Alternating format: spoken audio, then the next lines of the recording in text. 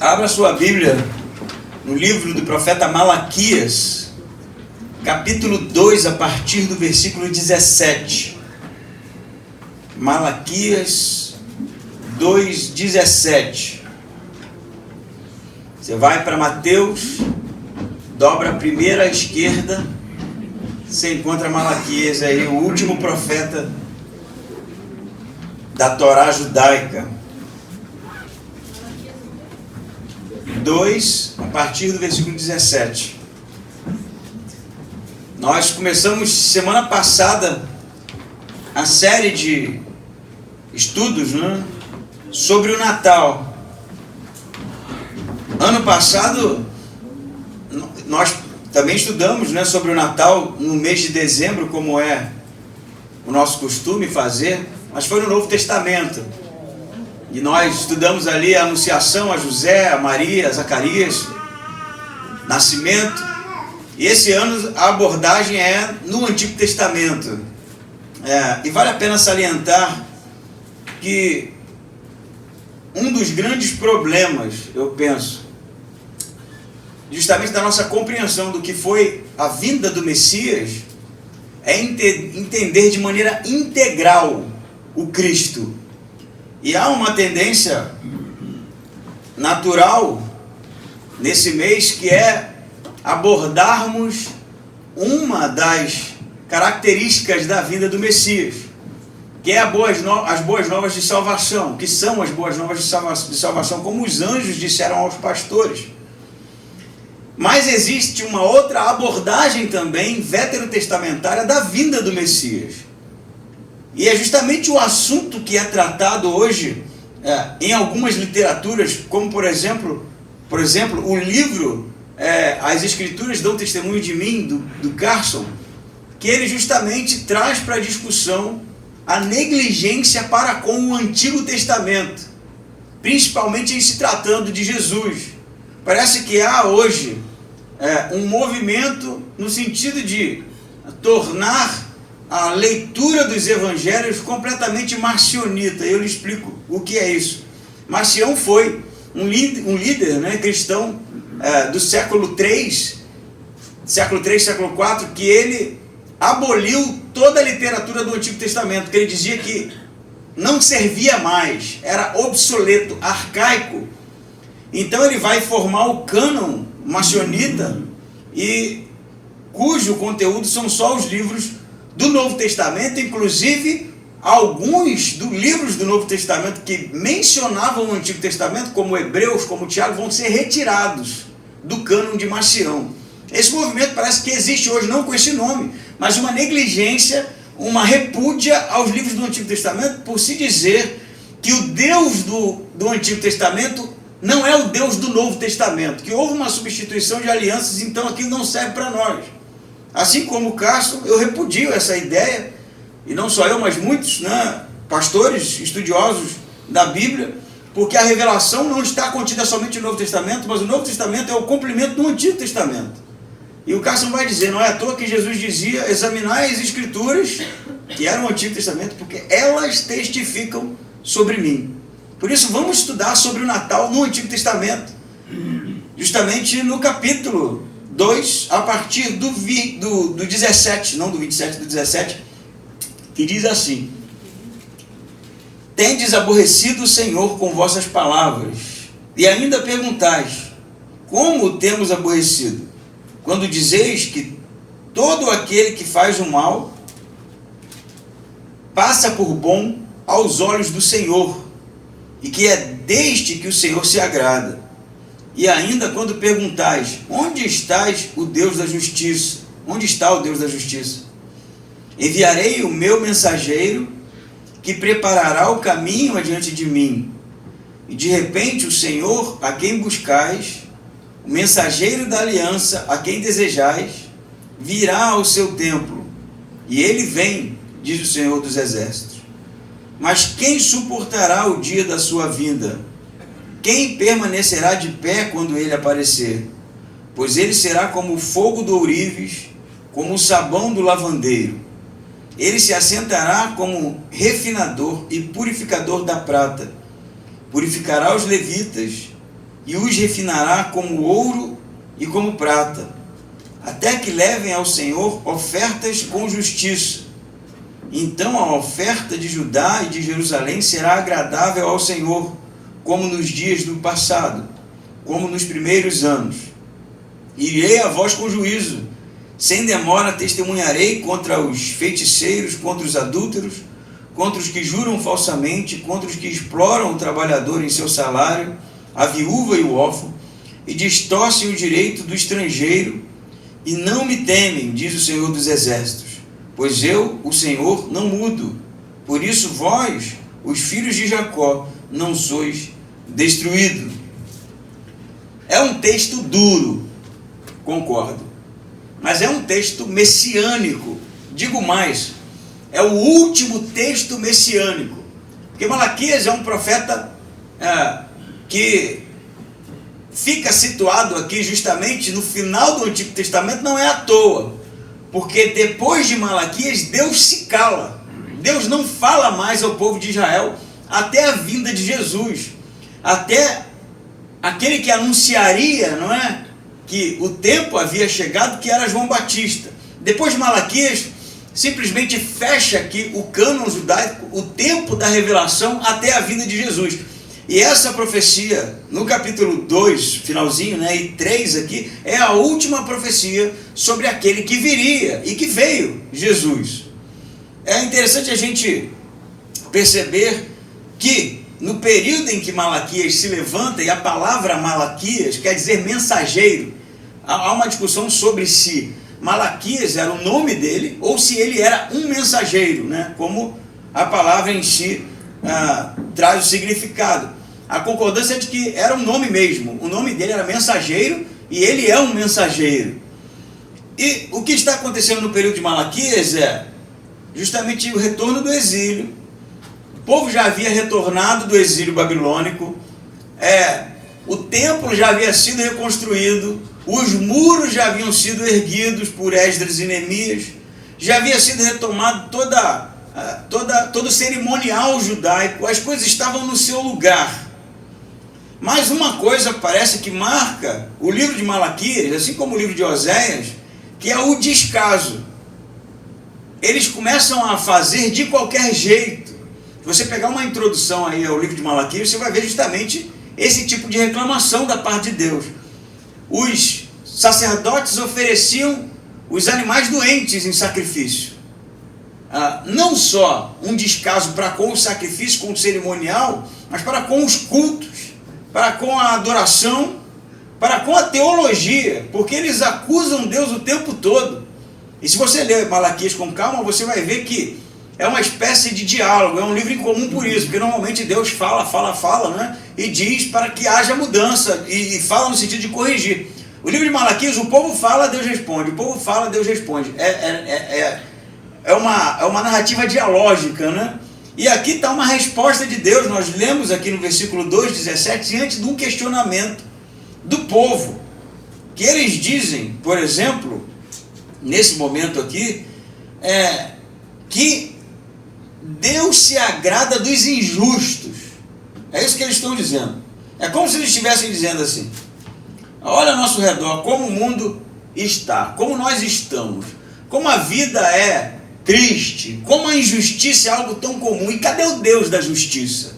Cadê o Deus que nos prometeu nos livrar de toda opressão? Cadê o Messias? É esse tipo de questionamento.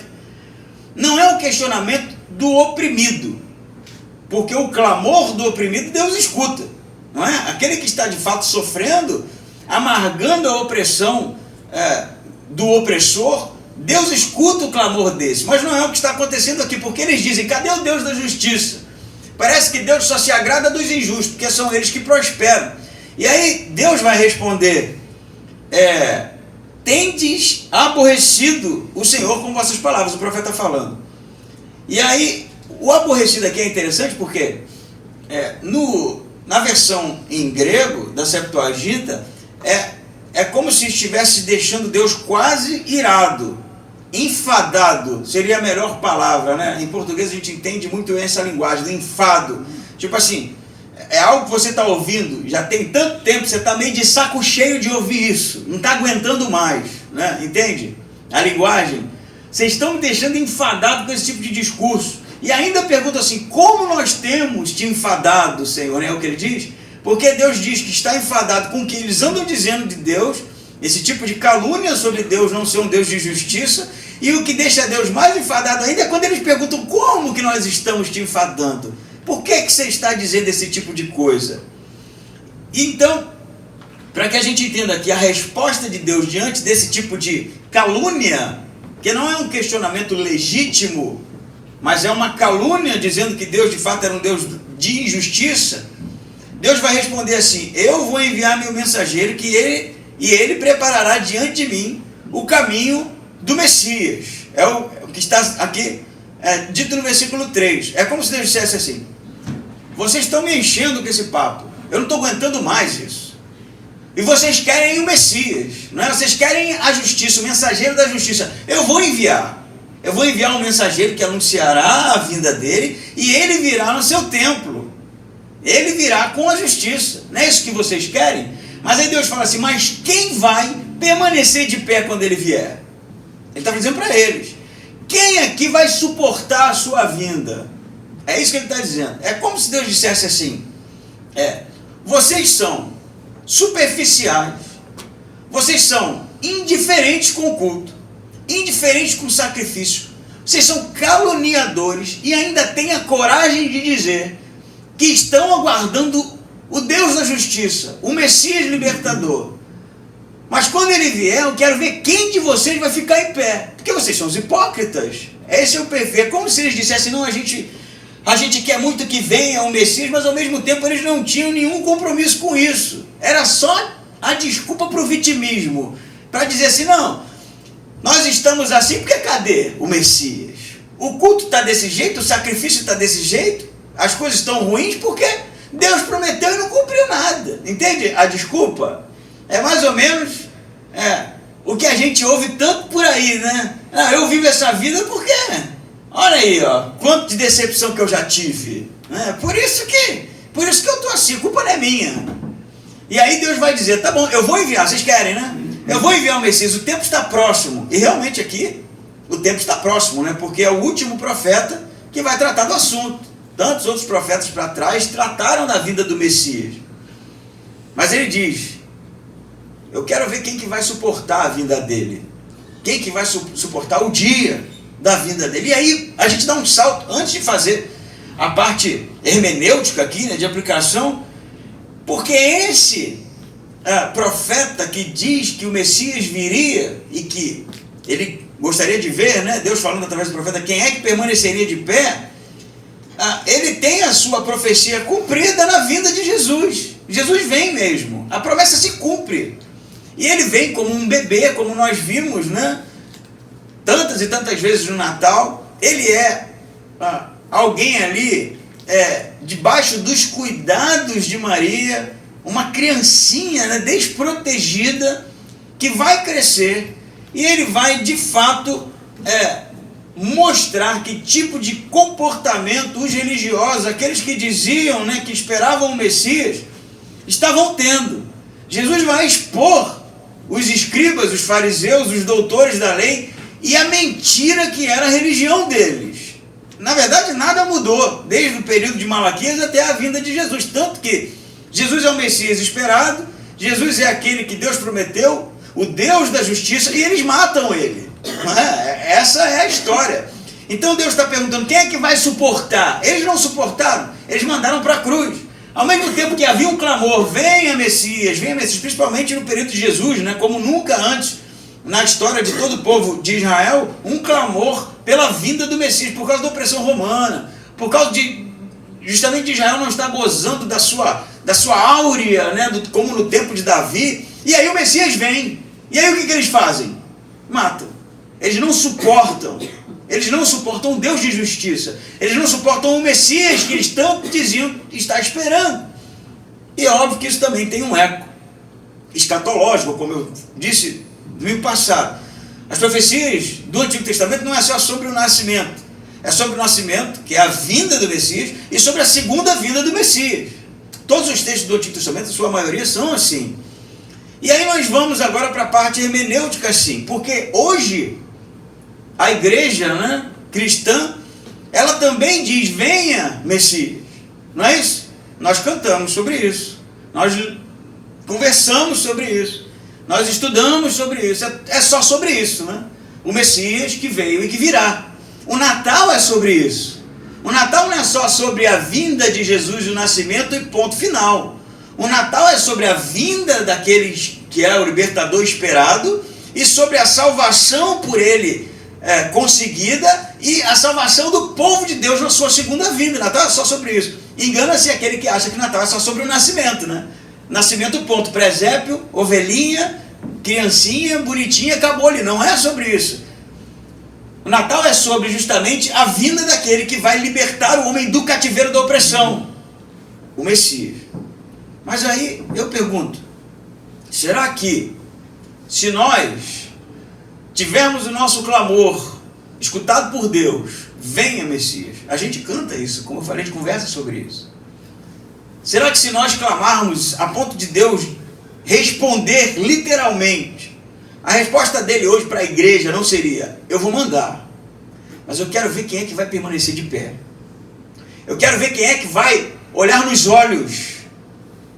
Porque justamente, me parece, e não quero generalizar, que o clamor hoje pela vinda do Messias continua superficial.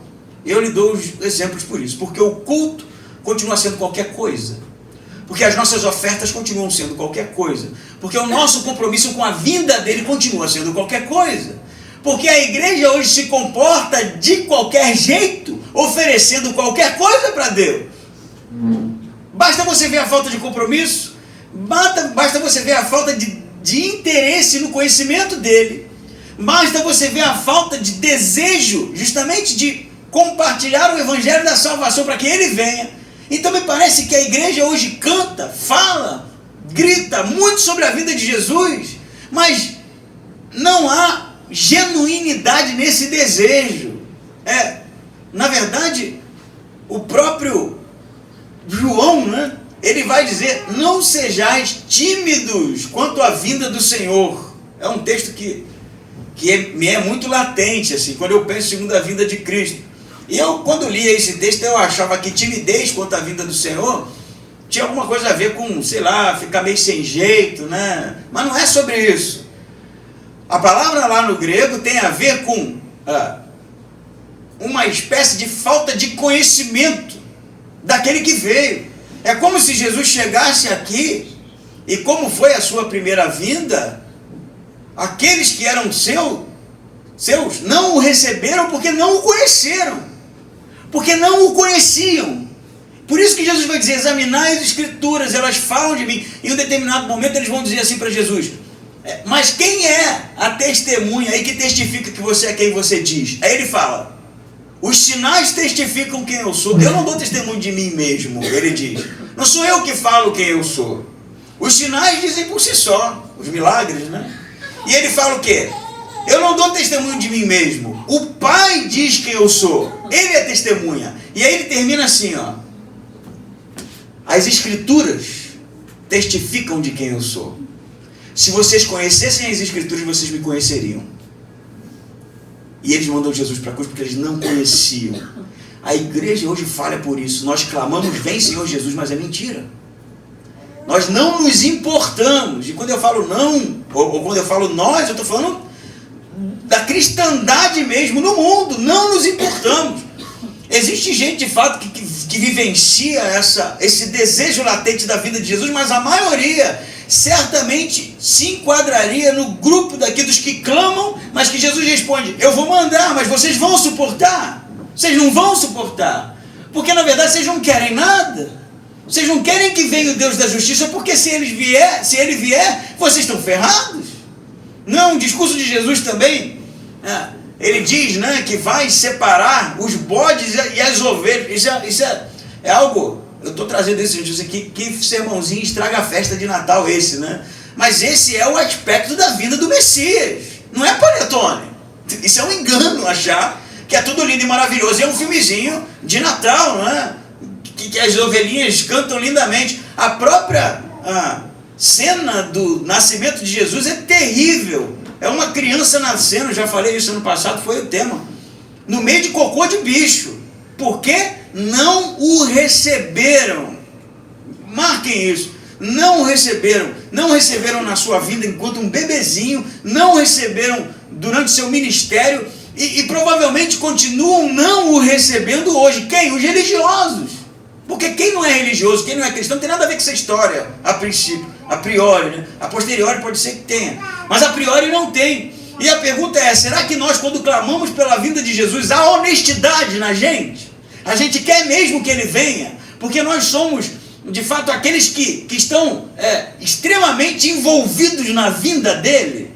Será que nós somos aqueles que estão, de fato, tratando a coisa de maneira séria, integral? Será que quando a gente se reúne no Natal, perguntinha essa, né? No dia, né? Assou lá o peru, no Rio tem rabanada, boa. E a gente senta mesmo e a nossa oração é, venha Senhor Jesus. Eu até acho meio hilário isso, porque para mim, isso não é teologia, isso é a minha opinião. O culto mais importante do ano é o de Natal, porque a gente celebra o nascimento. Eu estou dizendo que teologicamente é maior do que nada, mas em termos de importância, me parece ser algo substancial. Sempre foi, né? Não foi por causa de Constantino, quando instituiu a igreja lá, que o Natal virou alguma coisa importante. Já falei, a gente não sabe a data, mas a igreja primitiva até hoje sempre se reuniu celebrando o nascimento do Filho de Deus, a salvação aos homens. E um culto de Natal seria, eu acho, o mais esperado do ano. Hoje é sobre o nascimento de Jesus. Cara, a galera vai embora. Praia, família, sítio. Mas a gente venha, Senhor Jesus. Não é estranho? Confessem-me. Eu não estou dizendo que ir visitar os parentes, sair para onde você quiser, é errado. Eu não estou dizendo isso. Eu estou dizendo qual é o nível de importância real que isso representa para a gente. Essa é a pergunta. Ela precisa doer. Precisa doer em mim, precisa doer em você. Qual é o nível de importância real que isso representa? É uma data somente? É uma data mais ou menos especial? É uma data muito especial? É uma data que representa todo o nosso anseio mesmo? Por aquele que vem, por aquele que virá? Ou será que nós nos encaixamos justamente nesse tipo de discurso? Olha o mundo como é que está. Se der a gente vai. Se der a gente aparece. Será que o nosso discurso é esse? Eu não estou só falando do culto de Natal, estou falando da nossa vida cristã, nosso envolvimento no reino de Deus, nosso envolvimento com o Evangelho. É assim que a gente trata. Infelizmente, se é assim, a resposta de Deus vai ser essa: eu vou mandar. Não se preocupe, ele está chegando. Mas você vai suportar a vinda dele? Ou será que você vai estranhar quando o Messias vier? Não era o Messias que você esperava, porque o Messias que você esperava é outro, não é o que a Bíblia revela. Ele continua falando, né? O texto é mais duro ainda.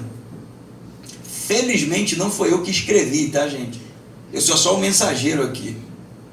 Diz assim, versículo 3: ele se assentará como refinador e purificador de prata, purificará os levitas e os refinará como ouro e como prata, até que levem ao Senhor ofertas de justiça. Então a oferta de Judá e de Jerusalém será agradável ao Senhor, como nos dias do passado, como nos primeiros anos. A gente sabe, né, que o processo de purificação do ouro, o ouro ele é encontrado, né, em pepitas, normalmente com muita impureza. Alguns dizem, inclusive, eu estava dando uma lida rápida, né, porque eu não sou o cara que tem muito ouro, né, eu não tenho nenhum, né? E o que eu tinha, que eu me lembro, foi um anelzinho que minha mãe me deu, ela dizia que era ouro. Tinha uns caras que passavam no Rio de Janeiro trocando ouro por uns bichinhos de pelúcia, né? E ele raspava. Quem lembra disso aqui? Tinha isso em São Paulo, Chico? No Rio tinha. Era uma malandragem desse tamanho. Ele tinha uma pedra, ele lixava ali o objeto, botava um líquido em cima, e se fosse ouro você ganhava um bichinho. Mas naquela raspada ali, velho, ia 3 miligramas de ouro ali, que ficava na pedra dele, né? Então esse foi o único que eu tive, se é que era ouro mesmo. Mas ele é encontrado em pepitas, né? A maior pepita parece que tinha mais de 70 quilos, não é uma encontrada até hoje. Normalmente se encontra pedrinhas sujas e impuras, porque tem outros metais misturados. O ouro encontrado na Terra não é necessariamente brilhante como a gente conhece. Então, para que haja a separação das impurezas do ouro genuíno, ele é colocado em temperaturas altíssimas, né? E nessa temperatura o que acontece? O ouro derrete, porque ele derrete com muita facilidade, e as impurezas são queimadas. É isso que acontece, as impurezas não suportam aquela temperatura. O ouro ele é maleável, ele derrete, mas ele suporta temperaturas altíssimas. É isso que o profeta está dizendo que o Messias fará. Ele vai purificar o ouro, não é? Ele é o refinador do ouro e da prata em temperaturas altíssimas, né? Para tirar ali as impurezas, né? Aquilo que não serve. E ele também diz que lavará a roupa, né, com uma espécie de sabão que eles usavam, que era justamente, não como o sabão que a gente conhece hoje, mas era um sabão alvejante, do tipo não artificial, né, mas usava gordura de animal mesmo. Me parece que só da cáustica era o tipo de mistura que eles faziam, que tirava as manchas. A gente consegue entender muito bem as duas ilustrações aqui. Ele vai refinar aquecendo para purificar e vai passar o alvejante para tirar as impurezas, a sujeira, a mancha, né?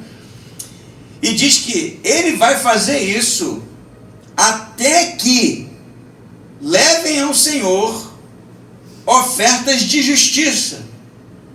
E aí a gente dá um salto aqui até 2000 anos atrás, quando essa profecia se cumpre. Jesus começa seu ministério, e como é que ele refina o ouro? Como é que ele refina os levitas? Como é que ele refina os sacerdotes, para que a oferta fosse levada de maneira pura, ofertas de justiça? Ele simplesmente os acusa. Ele acusa todos eles de sepulcro caiado. Ele acusa eles de aqueles que atavam fardos pesados demais sobre as pessoas a ponto de não deixarem elas entrarem no reino de Deus. Ele acusa eles de serem hipócritas, não é isso? Ele expõe a religiosidade do primeiro século de uma maneira que a coisa fica feia, por isso que eles vão matá-lo, porque eles não suportam mais, porque tudo aquilo que Jesus faz ou diz gera automaticamente uma separação de quem era sério e quem não era, não é isso? E como é que essas ofertas de justiça vão ser, no final da história, purificadas? Quando Jesus, ele tira, não é? Justamente aquela centralização do culto, da oferta, do sistema que era centralizador em cima do sumo sacerdote, não é? E ele faz de todos os crentes, todos os salvos, reino e sacerdócio. Ele purifica porque hoje nós não precisamos mais de ir até o sumo sacerdote para oferecer os nossos sacrifícios, as nossas ofertas. Nós temos acesso direto. Então, o que nós elevamos até Deus enquanto adoração, enquanto ofertas de justiça, é algo que brota do nosso coração, ou que deveria brotar do nosso coração, diretamente a Ele. Houve uma purificação, de certa forma, entende isso? Ele separou a impureza de pureza. Aquilo que era bijuteria, de pedra preciosa. Aquilo que era oferta injusta, de oferta justa. Por isso que hoje nós somos justamente reino e sacerdócio, porque nós podemos oferecer a Deus diretamente Ele o nosso culto. Mas a pergunta retorna de novo: o nosso culto é a oferta de justiça? É isso que a gente leva para Deus? É isso mesmo que a gente se propõe a levar até Deus, a oferecer a Ele? Porque Jesus fez o trabalho, e agora o que nos cabe é entregar a oferta. O que a gente entrega para Deus na nossa vida, na nossa reunião aqui de domingo, nossa reunião de semana, no tipo de relacionamento que a gente tem com Ele, o que a gente entrega para Ele pode ser chamado de oferta de justiça. Tem um cheiro suave para Deus, é agradável, Deus se agrada disso. Pô, a gente sabe, né? Ontem o Evandro fez um churrasquinho lá, e eu cheguei um pouquinho tarde. Não era tão tarde, né? Era 8 e uns pouquinho, né? O Evandro falou que eu cheguei tarde, não era tão tarde não. E quando eu cheguei na porta eu já senti o cheiro. Falei, o negócio tá bom, né? Cheirinho de churrasco é uma beleza, né? Eu tô falando de churrasco porque o churrasco cheira longe, né? Às vezes lá em casa eu tô preparando o almoço e aí não é churrasco, né? E aí vai na janela da área, de repente sobe aquele cheiro de churrasco, dá até um desânimo pro que eu tava fazendo, né? Tava preparando o ovo com tanto carinho lá e de repente, tchum, aquele cheirinho de picanha. É um cheiro que deixa a gente assim, né? Ainda mais quando é a gente que está fazendo, subiu aquela fumaça do churrasco, a gente fica ali na ansiedade, a boca começa a encher d'água, de desejo, né? É um cheiro agradável, né? Se você não gosta de churrasco, me perdoe. Pense em outra coisa que você gosta aí do cheiro, né? Você entendeu? A pergunta é essa mesmo. Deus, quando sente o aroma daquilo que a gente leva para Ele, é isso? É um cheiro de justiça, de uma oferta de justiça. Justiça aqui não é porque você é o cara bonzão que não erra nunca, não. É algo fruto de uma justificação que Deus, no final da história, proporcionou a nós. É isso que a gente está oferecendo. É algo mesmo que brota do coração, que pode ser comparado ao ouro refinado, que pode ser comparado ao tecido branco, alvo. É isso que a gente está oferecendo para Deus? Ou a gente está igual o povo aqui, é o que sobra. É o animal doente, é o animal magrela, é aquilo que não tem tanta prioridade para a gente, não é tão importante para a gente. Isso a gente entrega para Deus. Será que de fato o que Jesus fez por nós, nos dando acesso direto a Deus, para você, para mim, foi bom? Ou gerou problema para a gente? Porque enquanto a lei exigia o sacrifício, tinha desculpa. Tinha desculpa. Eu estou trazendo porque a lei exige. A lei exige, né? É como se eu pegasse, comprasse um presente para Lidiane, né? E eu trouxesse para ela e falasse assim, ó, estou trazendo esse presente porque eu fui obrigado, que a lei exige eu te dar um presente.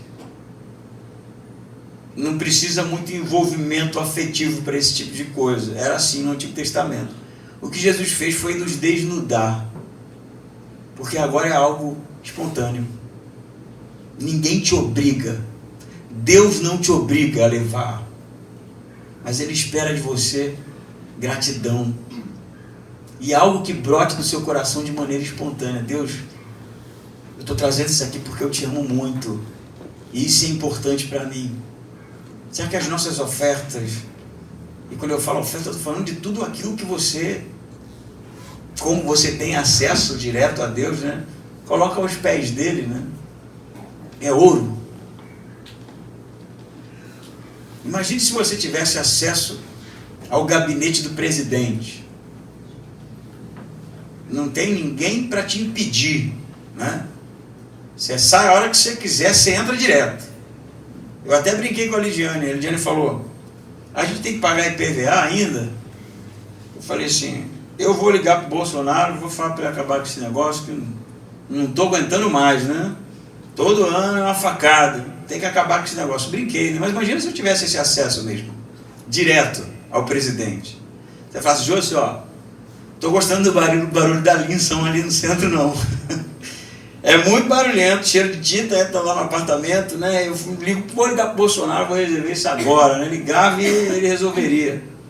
Parece hilário isso, né? Mas foi isso que Jesus fez, Ele nos deu acesso direto a Deus, para a gente fazer os nossos pedidos, nossas reivindicações, sim, mas mais ainda, para a gente pegar o nosso sacrifício e entregar a Ele. Toma, papai, ó, fiz para você, isso é seu, eu fiz para você. Eu já contei essa história aqui, eu vou contar de novo. Quando eu era criança, éramos 3 irmãos. E eu me lembro disso, eu me lembro de pouca coisa, né? Inclusive semana passada você perguntava, eu não lembro, mas isso eu lembro. Era Dia das Mães. E aí éramos 3 crianças, eu acho, imagino que eu deveria ter em torno de 7, 8 anos no máximo. E aí eu fui até um canteiro de obras que tinha do lado da minha casa, tinha umas pedras, eu acho que era gesso, mas eram umas pedras bem maleáveis, assim, que se riscava uma na outra, elas iam tomando uma forma do que você quisesse. Dava para brincar com aquilo, eu brincava com aquilo. Aí eu fui lá naquele montoado de pedra e comecei a riscar um coração. Fiz um coração de pedrinha, ficou maneiro, um coração grande. Eu acho hoje que ficou maneiro, não sei na época, né? 7 anos, né? Mas fiz um coraçãozinho assim, maneiro e tal. E levei para minha mãe. Falei, mamãe, aqui, feliz Dia das Mães. Aí dei aquela pedra que eu fiz, né? Cara, a minha mãe ficou feliz, mas e os outros que não deram nada? Esse foi o problema, né? Porque se eu dei e os outros 2 não deram, e agora? Estão no laço, né? A lupa está lá. E aí eles saíram correndo também para tentar fazer a mesma coisa. Todo mundo veio com um coraçãozinho de pedra.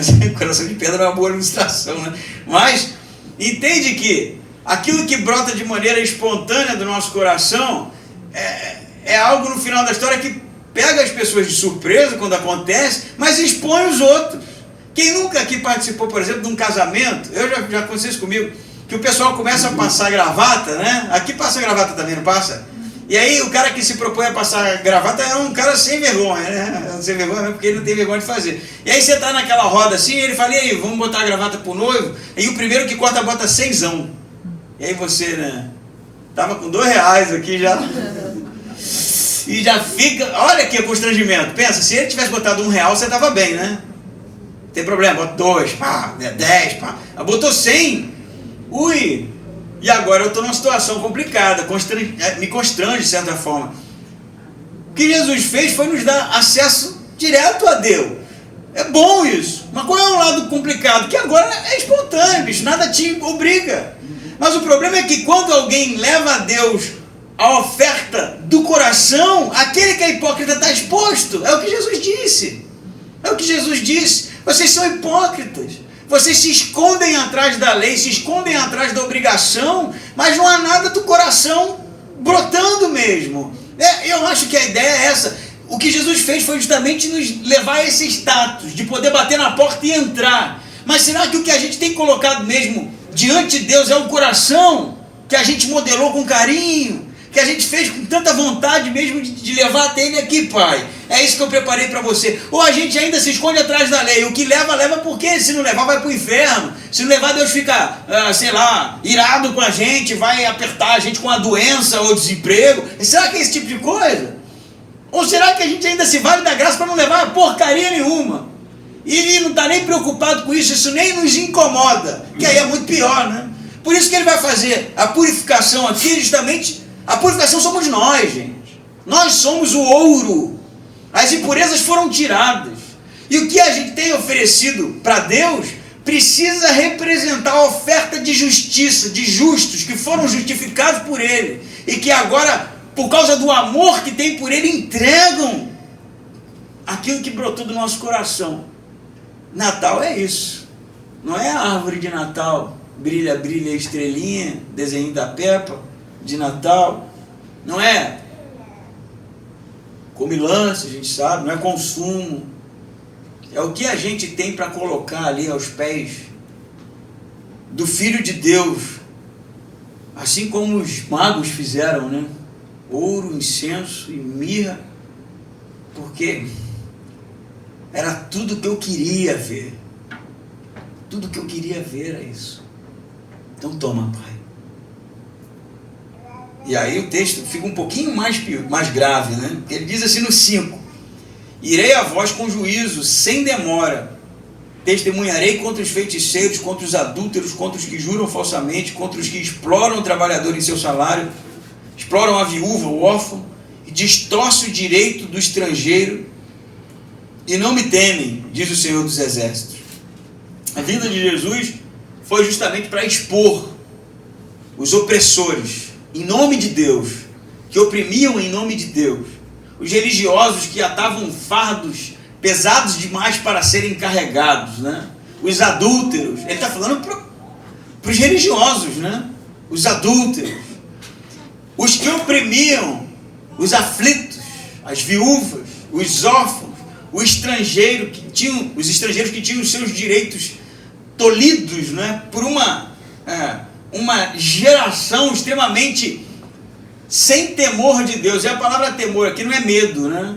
É justamente esse desejo de respeitar aquilo que Deus havia organizado e ordenado, não é medo de Deus, não era para ter medo de Deus como a gente tem medo do bandido, mas era para que a gente respeitasse, né? Para que o judeu respeitasse. Eles não temiam a Deus porque eles eram opressores. Isso é tão interessante porque esse grupo de fragilizados, no final do versículo aqui, órfão, viúva, estrangeiro, é justamente onde Jesus se enquadra. Jesus, ele era estrangeiro porque ele era de Nazaré, estava em Jerusalém. Nesse sentido, ele era estrangeiro, ele não era estrangeiro de fora de Jerusalém, como o texto traz aqui, mas ele era um estrangeiro que vinha do interior, né? Pode vir coisa boa, né? De onde ele veio, era o discurso. Ele era também uma criança, né? Como ele veio ao mundo, frágil, que necessitava de cuidados, e a geração do período de Jesus não recebe, não quer saber. Muitos vão fazer esforço para dizer, por exemplo, que eles não foram recebidos porque estava tudo lotado, porque Belém estava cheio de gente. E de certa forma esse discurso ele tem o seu quê de verdade, mas convenhamos, se bate na hospedagem uma mulher a ponto de ganhar um bebê vindo de dias de viagem, eu receberia, eu tiraria alguém.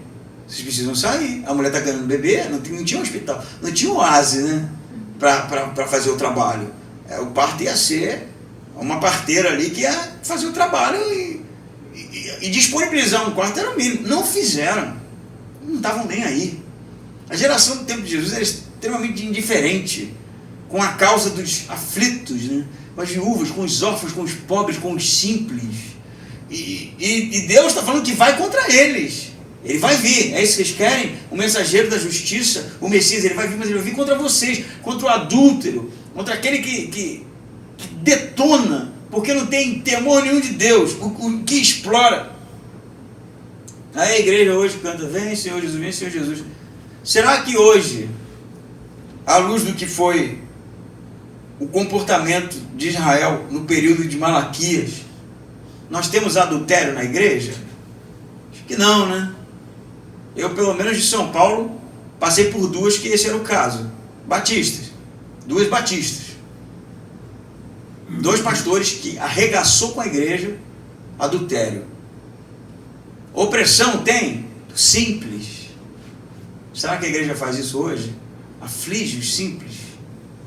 Quando vende lenço que cura, enganando as pessoas. Quando oferece aquilo que é mentira, iludindo as pessoas, oprimindo, quando não se importa com os aflitos. Será que a nossa geração de cristãos, né, é semelhante a esse do período de Malaquias? Você vai ter que balançar a sua cabeça dizendo que sim, porque é justamente isso que está acontecendo. Eu não quero ser totalmente negativo aqui, porque o texto né? Ele está dizendo do Messias que virá, mas ele vai trazer juízo, e é real isso. Ele traz salvação, mas ele traz juízo. Ele vai expor, né? Aquilo que as pessoas escondem vai ficar exposto. Aquilo que as pessoas omitem vai estar às claras. Ele é justamente aquele que traz as boas novas de salvação, mas vai colocar a gente no banco dos réus. Se de fato nós não tivermos temor de Deus, se nós formos aqueles que são justamente os bodes, que com um discurso muito semelhante do tempo de Malaquias, ele vai dizer, mas quando nós deixamos, não é isso que eles falam nesse texto? Quando que nós deixamos de cuidar de você? É a mesma coisa, gente. Quando foi que a gente deixou de acudir o necessitado? E aí Jesus vai dizer assim para eles, preste atenção nisso, é a mesma coisa. Jesus vai dizer assim, quando vocês deixaram de fazer a um desses meus pequeninos, foi a mim que vocês deixaram de fazer. E os pequeninos, lá no texto, não são as crianças, como alguns gostam de dizer. Jesus não está falando de causa social, não. Os pequeninos são os apóstolos. São os apóstolos. É sobre esses que Jesus está tratando, aqueles que estavam indo em nome dele, falando das boas novas, que Jesus disse, vocês não vão levar alforge, não vão levar comida, vocês vão só com a sandália dos pés. E aquele que receber vocês com a paz, vocês entrem e comam com eles. Participe com ele, porque a provisão desses que fazem parte do reino de Deus, representando Jesus, precisa vir do povo de Deus. E aí a gente fala, né, a opressão da viúva, do órfão, isso tem nada a ver comigo, não faço isso, velho. Cuidado, porque pode ser que a gente esteja de fato sendo esse grupo que não se importa com aqueles que estão na frente de batalha, aqueles que estão lá dando a vida, que muitas vezes amargam porque a igreja não tem sido responsável por isso. Entende isso? Por isso que Deus está falando, eu vou vir contra os adúlteros, eu vou vir contra aqueles que são hipócritas, que não têm temor a mim, mas eu vou vir também contra esses que oprimem os necessitados, os simples. Jesus replica isso lá na frente. Natal é isso. Natal é quando a luz do Emanuel nos salva, mas expõe a nossa condição de pecado. Duas coisas é possível fazer diante do menino Jesus. O que o texto diz: fazer aquilo que o mensageiro do Messias disse que é necessário fazer. Arrependei-vos e crei-vos. Era o que João Batista disse. É chegado o Filho de Deus, mas o machado já está posto na raiz. As pessoas esquecem disso, né? Jesus, que lindo, que legal. João Batista, é isso aqui que Malaquias está dizendo. Vai vir um mensageiro que vai anunciar a vinda dele. O machado já está posto na raiz. Arrependei-vos. Natal é salvação. Amém. É a salvação de Deus aos homens, do perdido. A cura para a morte, né? Vida eterna para todo sempre. Sim. Mas Natal requer de nós arrependimento. Arrependimento, de joelho, arrependidos, porque estivemos distantes, porque falhamos, porque a salvação só se encontra nele. Mas aqui está a nossa oferta de gratidão por tudo aquilo que Deus fez por nós. O ouro porque é importante, né? Pelo menos para a gente deveria ser. Então, eu acho que o símbolo do Natal é a salvação de homens e mulheres redimidos, salvos, mas fiéis, que se ajoelham diante do príncipe e entregam a ele aquilo de mais importante, que de mais importante é para nós: gratidão, um coração grato. É sobre isso que é o Natal. Amém? Amém.